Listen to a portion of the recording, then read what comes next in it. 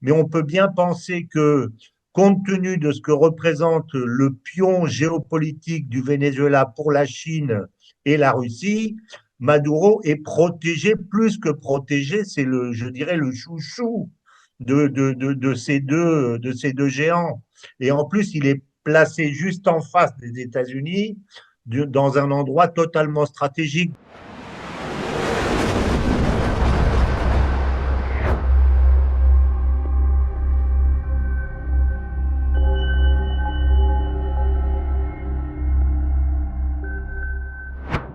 Bonjour à tous, chers abonnés d'Omerta, ravi de vous retrouver aujourd'hui pour une édition du Grand Entretien.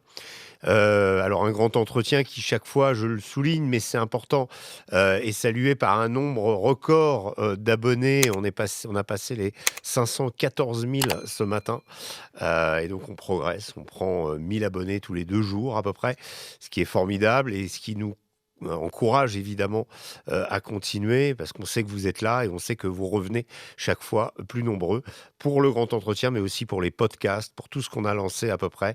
Bref, vous faites la fierté des journalistes d'Omerta, de tous ceux qui travaillent, et merci à vous infiniment d'être présents.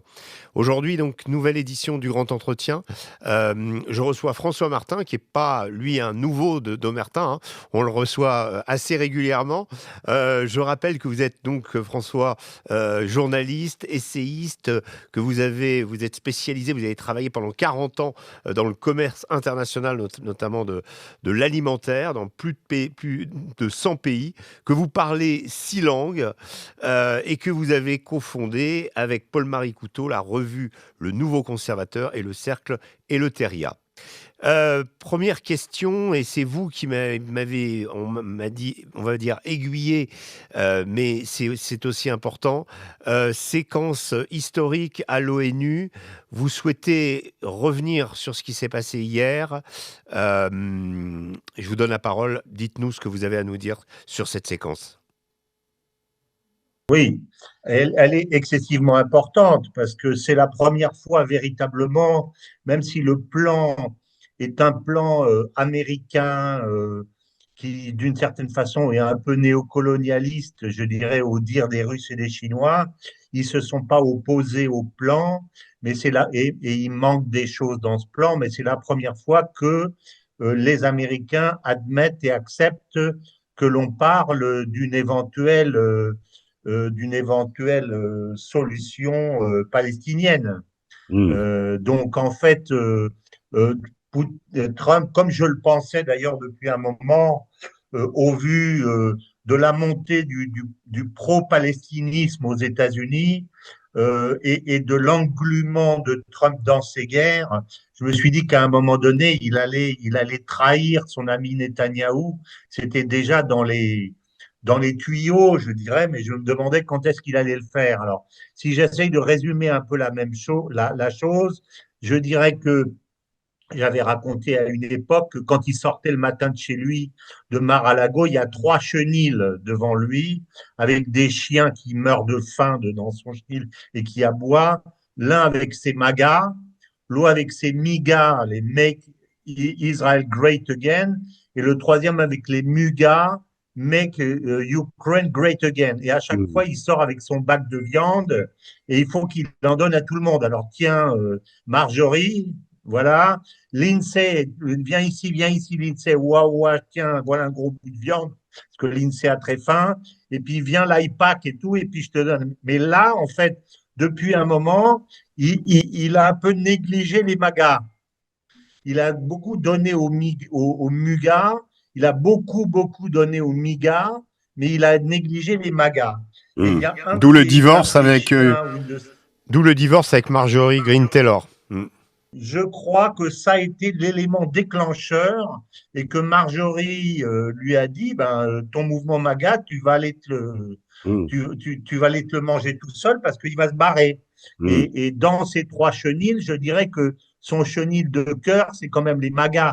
Donc, qui joue un moment pour essayer, je dirais, de se mettre dans la poche plutôt que de se les prendre de face les autres chiens, c'est-à-dire ses ennemis de l'intérieur ou ses adversaires de l'intérieur, et qu'il essaye de surfer on peut le comprendre, mais à un moment donné, il faut qu'il revienne dans les clous, sinon il perd la partie. Et Hmm. je pense qu'il a été à la limite véritablement de ce qu'il pouvait faire, en particulier en ce qui concerne la question israélo-palestinienne, où il devenait de plus en plus clair qu'il défendait les intérêts d'Israël et pas les intérêts de l'Amérique, comme Tucker Carlson n'a cessé de lui rappeler. Donc, il était véritablement en contradiction avec ses origines, et je pense que c'est ça qui a provoqué le virage de l'ONU, qui est historique en quelque sorte. Ce qui n'est Est-ce que pas vous pensez, fini, hein, parce que vous voilà, pensez, c'est pas pensez qu'il fini va, parce que les Russes et les Chinois vont pas se laisser faire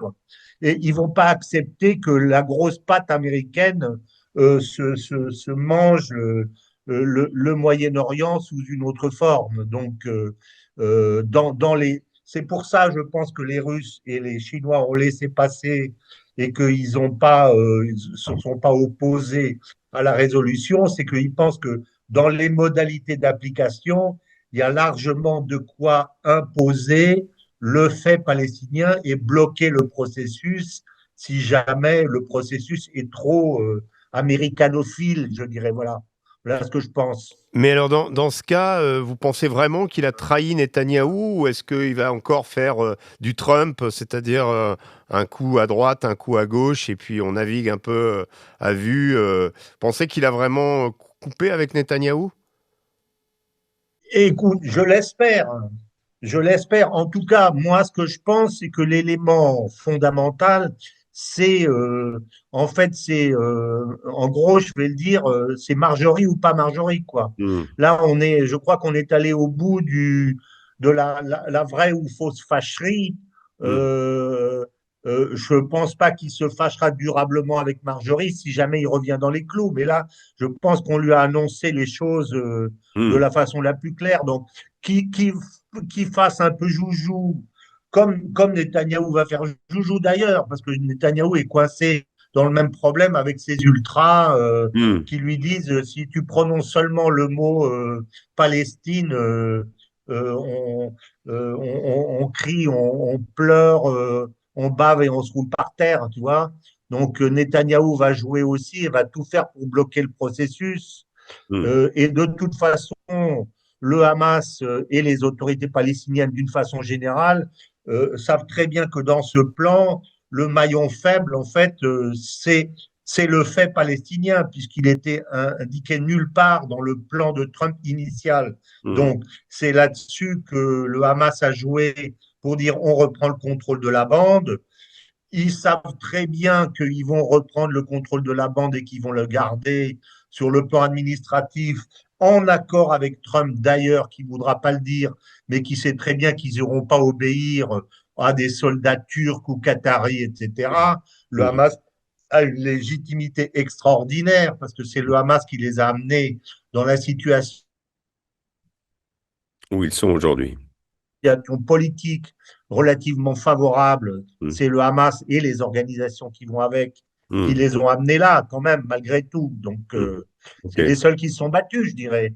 Ouais. Donc, tout le monde va essayer de jouer des coudes dans cette affaire, mais je pense que le signal important, c'est que je pense que Trump a joué la danse du ventre et la castagnette, mais que là, il est obligé de Hmm. prendre le chemin, quoi, hein, Ah, avec alors, Marjorie au milieu, avec le sifflet hmm. et la casquette pour lui dire c'est par là. Alors, depuis plus d'un mois, les États-Unis ont envoyé leur marine au large du Venezuela, qui interceptent des bateaux accusés de convoyer de la drogue. Trump, comme souvent, manie le chaud et le froid avec Maduro. Est-ce que vous croyez à l'intervention ou est-ce que et la fin du régime de Maduro, ou est-ce que à nouveau Trump sera pris en défaut d'interventionnisme, ce qui lui est souvent reproché par sa base? Vous avez évoqué Marjorie Taylor Greene, mais également Tucker Carlson, Steve Bannon, Joe Rogan et compagnie, qui lui rappellent régulièrement que dans son élection, il y a écrit pas d'intervention. Là, on est au bord d'une intervention au Venezuela. Est-ce que vous croyez à cette intervention? Pas du tout. J'y crois pas du tout. Alors, comment j'interprète les choses, moi? Je pense que Trump a bien compris, et même depuis longtemps, que sur le plan de l'Ukraine, il l'a dit d'ailleurs il y a des mois à Zelensky, en disant que les Russes n'avaient jamais perdu une guerre et que de toute façon ils prendraient tout ce qu'ils voudraient, donc qu'il ne peut pas faire autrement. Alors, le fait de ne pas pouvoir faire autrement, ça ne veut pas dire qu'on reste là sans rien faire en attendant que l'adversaire mange tout ce qu'il veut, mais il faut, je dirais, occuper la galerie, gagner du temps, faire prendre des postures, etc. Alors, à mon avis, moi, j'interprète cette affaire du Venezuela comme l'une d'entre elles. Parce que d'abord, la drogue, c'est pas simplement le problème du Venezuela. D'abord, c'est plus le problème du Mexique et de la Colombie que du Venezuela, puisque si c'est la cocaïne, ça vient plutôt de la Colombie. Et si c'est le fentanyl, ça vient plutôt de la Chine et du Mexique. Donc, le Venezuela, c'est pas le pire, je dirais, dans le genre. Et s'il avait fait ça, évidemment, il aurait fallu qu'il s'attaque également et en priorité, je dirais, aux réseaux qui reçoivent aux États-Unis. Ça ne sert à rien d'aller taper sur les vendeurs si on ne va pas chercher les acheteurs en même temps. Or, on n'a vu aucune politique dans ce sens-là. Donc, c'est de l'habillage. Alors, évidemment que c'est pour essayer de faire sauter Maduro, mais on peut bien penser que, compte tenu de ce que représente le pion géopolitique du Venezuela pour la Chine et la Russie, Maduro est protégé, plus que protégé, c'est je dirais, le chouchou de ces deux géants. Et en plus, il est placé juste en face des États-Unis, dans un endroit totalement stratégique. Donc, ils vont le couvrir, ils doivent le protéger, ils doivent avoir les services secrets qui sont derrière. Enfin, une bonne partie des services de ces Russes doivent servir à essayer de protéger Maduro, ou alors j'ai rien compris à la politique internationale. Et par ailleurs, je ne vois pas non plus Trump risquer une deuxième crise des missiles de Cuba, alors qu'il n'a pas d'hypersonique et qu'il a en face à la fois les Russes et les Chinois. Je ne le vois pas débarquer. D'abord, il n'a pas les troupes suffisantes pour faire ça. Il a pu. Les Marines sont incapables d'aller envahir un pays comme le Venezuela. Et puis Maduro va être protégé. Donc, à mon avis, qu'est-ce qu'il va faire? Il fait comme il fait bien, je dirais, gros muscles et petits organes. Je vais dire, il va faire ça, il va faire de la gonflette, et puis à un moment donné, il va passer à autre chose, parce que je ne le vois pas. Si vraiment Maduro saute, qui se disent, bon, je vais essayer parce que je ne peux pas faire grand-chose pour embêter les Russes, mais si j'arrive à faire ça, déjà, ça sera pas mal. Mais d'abord, ce n'est pas le sujet principal, puisque le sujet principal, c'est quand même l'Ukraine et Gaza, c'est ça les deux grands sujets, et d'abord l'Ukraine, parce qu'il a l'ennemi en face qui est en train de manger, pendant que lui, il est debout au bout de la table, il le regarde manger. Donc, c'est là qu'il est. Donc, je dirais, j'ai été étonné qu'il aille taper sur le Venezuela parce que c'est comment dire, c'est un théâtre secondaire pour moi. Et il a tout à perdre sur le plan de l'image en faisant le kéké et ensuite au bout d'un moment en partant parce qu'il ne peut rien faire. Donc, mais je crois que ça traduit plus qu'autre chose le désarroi d'une certaine façon de Trump qui ne sait pas trop comment prendre le problème face à la Russie et face à la Chine parce qu'il n'y en a pas. Et que d'un autre côté, il n'a pas le courage qu'a eu De Gaulle, c'est que de dire à un moment donné, ben les gars, la partie est perdue, donc on ferme la boutique, on prend nos clics et nos claques et on va refaire nos affaires et notre politique d'une autre façon. D'une autre façon. Mais ça, il faut une trempe, je dirais, que Trump n'a pas.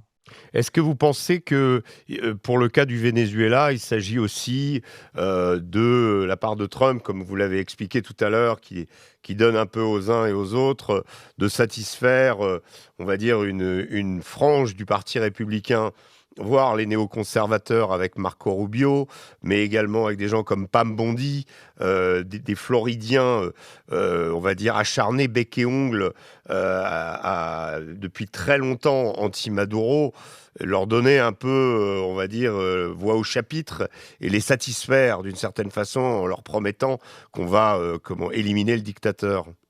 Bah bien sûr, ça j'en suis tout à fait persuadé. Enfin, moi je connais très bien Cuba, je connais tous ces pays-là, la Colombie, le Venezuela, j'y étais pas mal de fois. Bon, je dirais, s'il y a une population que ces gens-là détestent, c'est bien, je dirais, ceux qu'ils appellent les gangsters cubains de Floride. Hmm. Et eux disent très, très clairement, et quand tu parles aux Mexicains, ils te disent la même chose, etc. Et même les gens qui étaient sous la coupe de Castro, puisque moi j'y suis allé, je ne sais pas, une trentaine ou une quarantaine de fois à Cuba à l'époque pour monter des opérations, ils me disaient très ouvertement, mais nous on sait très bien que Castro c'est un hijo de puta, mais on préfère être avec Castro plutôt qu'être dans les pattes des mafias cubaines de Hmm. Floride. Donc qu'il y ait une haine entre les deux, c'est évident. Et que Trump ait cherché quelque part, comme il le fait, à donner du grain à moudre Hmm. à ses opposants qui veulent au moins qu'il fasse quelque chose, c'est évident aussi. Je crois tout à fait à ça. Alors, est-ce qu'on est dans la réalité d'un changement ou dans la posture? Je dirais qu'on est quelque part entre les deux. Mais moi, je serais à la place de Trump si Trump a une bonne capacité d'analyse. Je pense qu'il sait que ses chances de parvenir à ses fins et de faire sauter Maduro ne sont pas si fortes que ça, quoi. Hmm. Il risque d'arriver, à mon avis, à terme. C'est ça pour ça que moi, je pense que je suis quand même étonné qu'il le fasse. Et je trouve qu'il manque un peu, quelque part, de bons, de bons, de bons conseils sur Hmm. le plan diplomatique, c'est qu'il va se fâcher avec tout le reste de l'Amérique du Sud, quoi. Hmm. Ce sont des postures qui sont terminées aujourd'hui. Hmm. Et d'un autre côté, il y a la grande Chine qui leur fait à tous les yeux doux. Et le Brésil, où j'ai habité, que je connais bien aussi, va partir vers la Chine, il est déjà en grande partie. Il est en train de faire migrer tout le bateau sud-américain vers la Chine. Et ça, diplomatiquement, c'est une erreur monumentale, à mon avis. Hmm. Et ça, c'est parce qu'il ne s'est pas résisté à Rubio, évidemment. Mais il a aussi peu d'alliés en Amérique du Sud, à l'exception de Javier Milei. Bon, il a tenté un rapprochement, on va dire, avec Lula. On voit bien que fondamentalement les deux hommes se détestent. Là, le Venezuela, bien, ça reste un sous-marin de Cuba, on dira. Il y a quand même encore cette vieille alliance crypto-marxiste qui existe toujours. Finalement, la doctrine Monroe n'a plus beaucoup de cohérence aujourd'hui. Non, la doctrine Monroe n'a non seulement plus de cohérence, mais elle a même plus de sens. C'est Hmm. pour ça que moi, je reprendrai exactement ta question et puis je la tournerai à l'envers. Je dirais, si justement la doctrine Monroe n'a plus de sens, raison de plus pour aller chercher un nouveau discours, une nouvelle approche, Hmm. plus BRICS et plus Grand Sud, comme le général de Gaulle a essayé de le faire à l'époque. Alors, Alors, justement, quand on est un Yankee, il y a un passif, hein, c'est clair, il y a un Mais passif. c'est plus difficile, il semble. Il y a quelque chose d'assez intéressant, ce que vous dites, on parle de Trump fondamentalement. Il y a quand même chez lui une certaine prise de conscience d'une réalité, on va dire, multipolaire du monde, dans laquelle l'Amérique ne domine pas tout, avec laquelle il faut traiter, et en même temps, de temps en temps, et prenons le cas du Venezuela, et c'est tout à fait ça, un retour des vieilles pulsions que j'appelle moi de l'écrasement, de la tentation de l'écrasement. C'est-à-dire on va aller bombarder, on va aller, etc. Et il semble que Trump soit toujours sur ces vieux réflexes américains de « je suis le plus fort » et en même temps de se dire « non, aujourd'hui il faut avoir un autre dialogue avec le monde ». Mais je suis tout à fait d'accord avec ça et je pense que c'est une des choses les plus intéressantes chez Trump précisément. C'est parce que c'est quelque part un espèce d'hybride Hmm, entre l'ancien monde et le nouveau monde. Je pense qu'il a parfaitement compris, et ça a été dit dans son discours d'ouverture, et ça a été dit surtout dans l'intervention de Marco Rubio avec Megyn Kelly, hmm, que le monde unipolaire c'était fini, donc Brzezinski, c'est dans l'axe, c'est terminé. Mais hmm. en même temps, je dirais affectivement, culturellement, personnellement, il est là en disant bah, si tu fais pas ce que je te dis, je te casse la gueule et je t'envoie mes bateaux. Hmm. Donc, il est plus dans l'ancien, mais il n'est pas véritablement dans le nouveau. Alors, ça nous étonne tous les jours parce que un jour, il dit bah, j'ai bien compris que, et le lendemain, il dit bah, voilà, je fais quand même comme à l'ancienne. Donc, je Alors, suis d'accord avec ça. Il a cette double appartenance contradictoire. Oui. Alors pour rester dans l'ancien monde, il y a aussi la question de l'attitude. On sait très bien, on a tous pu constater que l'adoubement est général pour Ahmad al-Shara, le nouveau président de la Syrie, de facto président, puisqu'il n'a pas été élu, mais qui a remplacé Bachar el-Assad. Tout le monde s'accorde à lui laisser une chance, même s'il a un passé djihadiste très lourd, et que lors de son dernier passage à Washington, il y a eu deux événements quand même assez incroyables qui ont été d'abord le fait qu'il joue au basket avec le patron du CENTCOM et deux trois autres militaires américains, hein, comme aurait pu le faire Barack Obama à certains moments. Mais en gros, tu joues avec nous au basket parce que tu es chez nous et on est cool. Et puis l'autre où Trump lui fait une visite et il lui met du parfum et après il lui dit ah celui-là il sera pour votre femme, au fait combien de femmes avez-vous? Bref, une manière de dire tu es notre créature, parce qu'on n'imagine pas Trump mettre du parfum sur Vladimir Poutine ou sur Xi Jinping. Donc là il y a clairement une question de catégorie, mais il y a aussi un retour à l'ancien monde, c'est-à-dire au dominion, à ce que les Américains appellent our guy, presque, c'est-à-dire celui qu'on a nommé quelque part et qui va résoudre les choses pour nous. C'est Donc le ça. monde Et je ancien rappelle la le monde phrase ancien n'a de pas Bush. disparu. Non, non, d'autant, ça me rappelle, on est à la phrase, c'était Bush qui disait c'est des fils de pute, mais c'est nos fils de Tout pute. à fait, tout à fait. Voilà, donc ils sont pour nous, ils travaillent pour nous, etc. Donc Hmm, ça, je suis absolument d'accord. Donc on a vu, si on avait besoin de le voir de la façon la plus claire, que la radicalisation de l'islam, qu'en hmm, France, on a tendance à considérer comme un fait de société inhérent à la nature de l'islam, sujet sur lequel on ne va pas rentrer aujourd'hui parce qu'il est un peu compliqué, il est aussi largement dû au fait que les États-Unis, à un moment donné, dans les années 70, oui, tout à ont fait. éradiqué la tendance socialisante de l'islam, où il y avait Bourguiba, où il y avait Nasser, où il y avait le président du Pakistan, je me souviens plus comment il Jusqu'à s'appelait, Saddam Hussein. etc.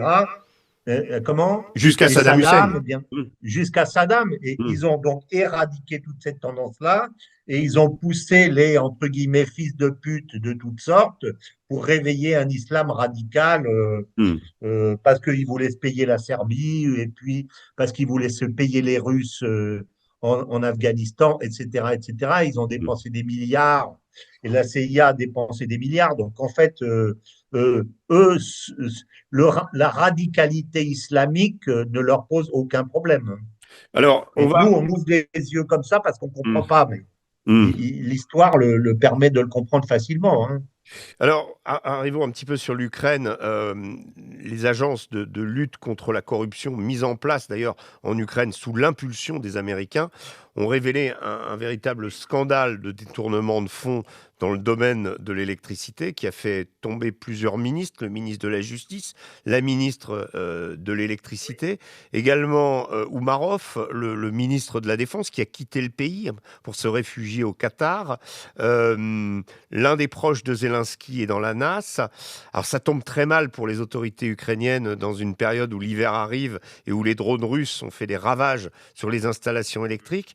Est-ce que vous percevez dans ce scandale un handicap supplémentaire pour l'Ukraine, notamment dans sa recherche d'aide à l'international? Comment vous voyez l'apparition de ce scandale, et est-ce que c'est une manière pour les États-Unis aussi de dire quelque part qu'ils lâchent Zelensky? Ça va exactement dans le même sens de ce qu'on disait de Marjorie Taylor Greene, du côté des, ce que j'appellerais les mugas. On est dans Mmh. le même chose. Alors d'abord, en ce qui concerne le type de scandale, je rappelle qu'au titre de l'Ukraine, c'est pas un grand scandale, c'est un petit scandale, hein. Mmh. Je cite dans mon livre L'Ukraine, un basculement du monde, que en 91, au moment où ces pays deviennent indépendants, l'Ukraine est d'abord le plus riche de tous les pays parce qu'elle produit 30% de l'armement de l'ensemble de l'Union soviétique. Mmh. C'est gigantesque. Donc, quand on dit que Staline les avait maltraités avec l'Holodomor, comment elle s'appelle, Annie Lacroix explique que ça a été aussi dû très largement à une volonté d'industrialisation forcenée de l'Ukraine dont Staline avait besoin et qu'il a très bien réussi d'ailleurs. Mais je veux dire, à cette époque, donc ils ont été obligés de rendre le nucléaire à la Russie parce que c'était le deal qui avait été passé avec les Américains. Par contre, toutes les armes des autres qu'ils avaient sur leur sol, ils les ont vendues pour leur propre compte privé, les chefs de l'armée et les chefs politiques à l'époque. Ils ont encaissé, si j'ai bien étudié le dossier, de l'ordre de 25 milliards de dollars qui se sont mis dans leur poche, Mmh. tous. Donc les mecs qui avaient à l'époque 40 ans, aujourd'hui, ils en ont 70, ils sont toujours là. Donc je dirais qu'un petit business à 100 millions de dollars, c'est petit par rapport à leurs ambitions et à leurs habitudes. Alors, d'une part, ça c'est une chose, mais d'autre chose, c'est que je pense que c'est parfaitement bienvenu si effectivement la tentation, c'est ou de flanquer Zelensky dehors, ou de lui mettre, je dirais, une bandérie dans le dos pour lui dire, bon, bah, maintenant tu vas là, sinon il va Et tu t'arriver des négocies. bricoles. Et tu négocies. Bien sûr, je pense que Mmh. c'est ça. Et puis par ailleurs, je rappellerai que c'est aussi très dangereux pour les Occidentaux, et ça on ne le pense pas, parce que si jamais il sort le fait que c'est pas 100 millions de dollars les problèmes, mais c'est 10 milliards de dollars par an, 20 milliards de dollars, 30 milliards de dollars que ces cocos sont mis dans les poches, demain tu as 1 million de personnes dans la rue en France, plus ceux qu'il y aura en Allemagne, en Italie, etc., pour dire arrêtez de donner de l'argent à ces espèces de pourris, nous on veut pas. Donc Mmh. je pense que c'est explosif pour les, euh, pour les opinions occidentales. Donc on sort une affaire, mais on cache bien les autres. Et je Alors, dirais que si, je vais juste finir là-dessus, si ces deux entités avaient été créées à l'époque par les Américains, c'était certainement pas pour révéler les saletés, c'était surtout pour bien les contrôler, pour que ne sortent que celles qu'on voulait qu'elles sortent, et en particulier celles qui ne concernaient pas les copains de Zelensky. mmh. Sauf qu'à l'époque, c'était les démocrates et maintenant, c'est les républicains.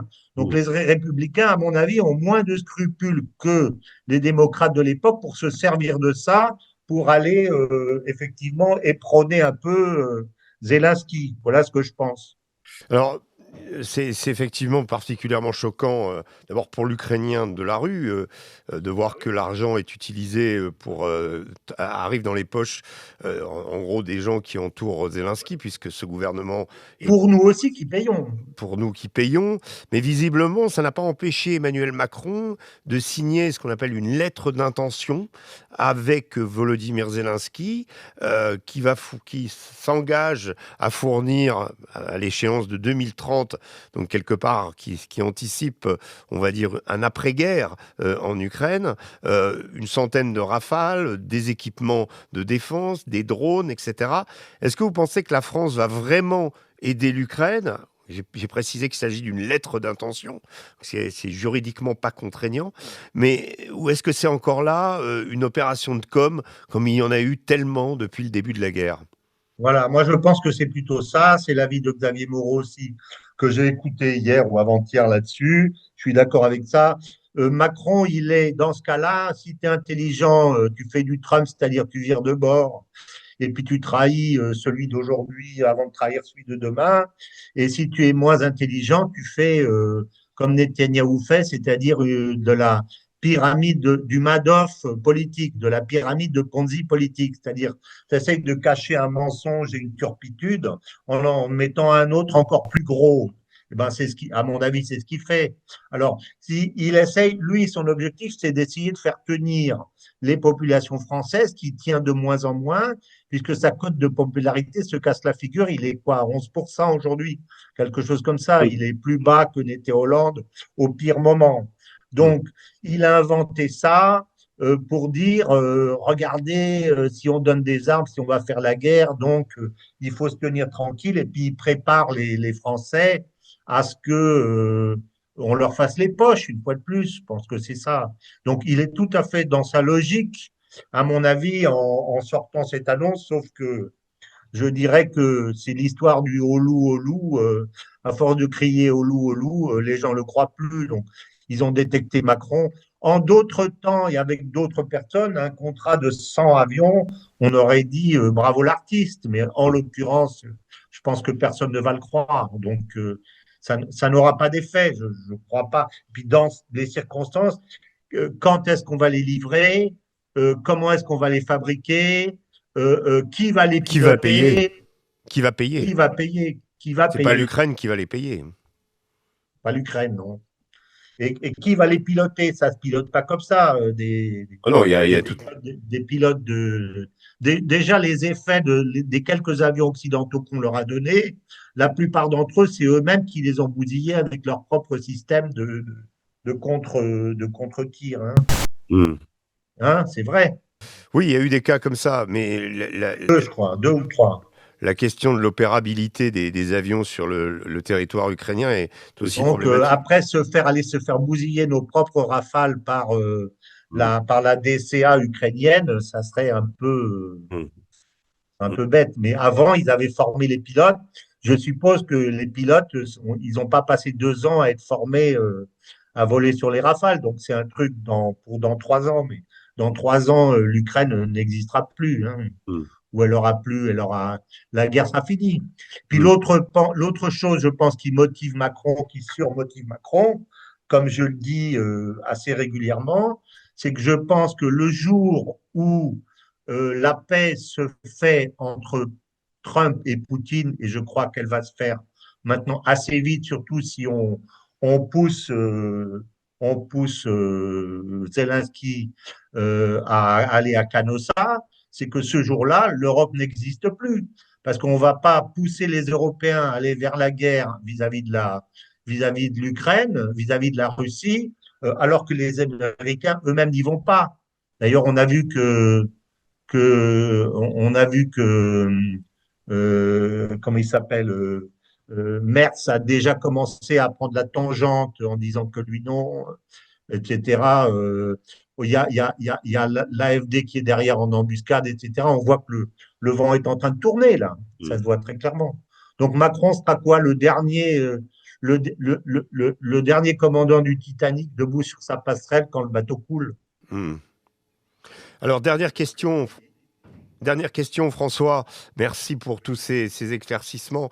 Je voulais vous parler un peu d'Afrique, mais avec en particulier un pays qui attire l'attention en ce moment, un pays à risque, qui est le Mali, où on parle d'une prise de contrôle par les djihadistes des JNIM, qui aujourd'hui ont quand même largement contrôlent largement un certain nombre de régions et de zones depuis longtemps. Bamako est asphyxié économiquement. Est-ce que vous voyez une possibilité pour que la capitale malienne tombe et que les JNIM arrivent au pouvoir? Comment vous voyez ce qui se passe là-bas?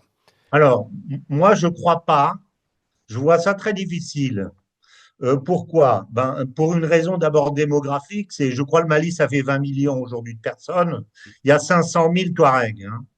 Le groupe, c'est d'abord les Touaregs. Alors, ils sont alliés Des avec une Peuls. partie des, comment? Des Peuls. Des Peuls, qui sont des Katiba proches Massina. crapules. D'ailleurs, quand on connaît l'histoire des Peuls, j'ai relu l'histoire. Bon, ça a été quand même la première grande peuplade qui s'est alliée avec les envahisseurs arabes, qui s'est convertie vite vite et qui a été rasier les Africains, d'une part pour le compte des Blancs et d'autre part pour le compte des Arabes. Donc ils ont mangé dans les deux combines, je dirais. Et ensuite, ça s'est terminé avec, comment il s'appelle, Oumar Tall, qui n'est pas un Peul, mais qui est un tout couleur. Hein. Les Peuls, je rappelle, c'est des gens originaires du Fouta Djallon, c'est-à-dire le Fouta Djallon, c'est la Guinée-Conakry. Hein. Et Omar Tall, c'est un tout couleur, c'est-à-dire un cousin apparenté à un Peul qui, lui, est du Fouta Toro. Le Fouta Toro, c'est la frontière entre le Mali, entre le Sénégal et la Mauritanie. Hein, qui est allé dans les années 1860 casser la gueule au Bambara après avoir acheté 10 000 chevaux à 20 euros le cheval. Ça fait 200 000 esclaves qu'il a promis et qui s'est fait zigouiller dans la falaise de Bandiagara qu'on a retrouvé dans une grotte. Donc, c'est ça la combine qu'ils ont derrière, mais en face d'eux, ils ont la moitié de la population, c'est des Bambara. Donc, ils vont pas prendre le contrôle. Par contre, ce qu'ils peuvent, je pense, c'est négocier. D'abord, ils peuvent faire sauter le gouvernement, je pense, si la population se retourne contre le gouvernement actuel. Pour des raisons économiques. Ils vont exiger de se faire payer. Je ne pense pas qu'ils peuvent véritablement prendre le pouvoir, ils sont trop nombreux. Et puis, ils ne peuvent pas imposer la charia dans tout le sud. Ce n'est pas la mentalité. Moi, je connais très bien le Mali, très très bien même. Ce n'est pas la mentalité. Il ne va pas convertir toute la population à la charia. Ils peuvent faire ça dans le nord, mais ils ne peuvent pas faire ça dans le sud. Par contre, ils vont exiger d'avoir un gouvernement mixte où ils sont dedans, ils vont être grassement payés. Ils vont demander des avantages pour le Nord, ils vont demander une autonomie pour Kidal, pour Tombouctou, etc. Enfin, il va y avoir un grand marchandage à l'africaine, mais enfin, je dirais que quelque part, les beaux jours des Bambara sont finis, je dirais. C'est ça que je dirais. Très bien. Mais je ne vois pas faire sauter, aller prendre le pouvoir. Qu'est-ce qu'ils vont en faire, je veux dire? Ils vont se retrouver avec 3 millions de Bambara autour d'eux, dans la capitale. Comment ils vont faire? Comment ils vont les tenir? Merci François. Merci pour ces éclaircissements.